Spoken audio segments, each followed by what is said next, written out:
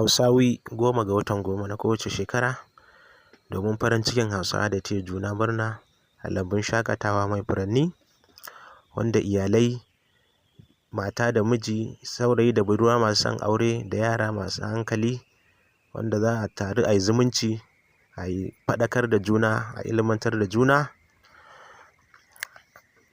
wanda kuma ba wai batun sutura muke ba, kowane irin kaya mutum ya sa ana maraba da shi in dai yana da kyawun hali, domin ita sutura wanda ma ba Bahaushe ba yana iya sata. Shi ne kuma shi irin wannan abu na ci gaba, to dole za ka ga wasu suna gefe, wani da kuɗinsa ma zai zo ya ta yaƙar wannan abun, domin a duk sanda al'umma take ƙoƙarin haɗa kanta, to zai wahala a wargaza ta. Amma idan ya zamanto ba ta samun haɗin kai, to za a iya wargaza ta. Saboda haka wani da kuɗinsa da ƙarfinsa zai ta yaƙi ya ga cewar ya rusa wannan al'amari. To saboda haka duk abin da aka gaya muku sai kun kai shi cikin ƙwaƙwalwa kun tace sannan kafin ku yarda. Domin wannan abu muna so ya zamanto a yi shi a jihohin Najeriya da Afirka da har da sassan duniya inda dukkan Hausawa suke.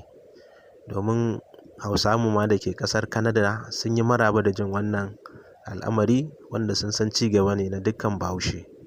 Muna fatan na wannan shekarar zai fara ran 10 ga watan 10, 2026, ranar Asabar zai fara. Muna fatan dukkan jama'a za a ba da haɗin kai domin ci gaban Hausawan gaba ɗaya.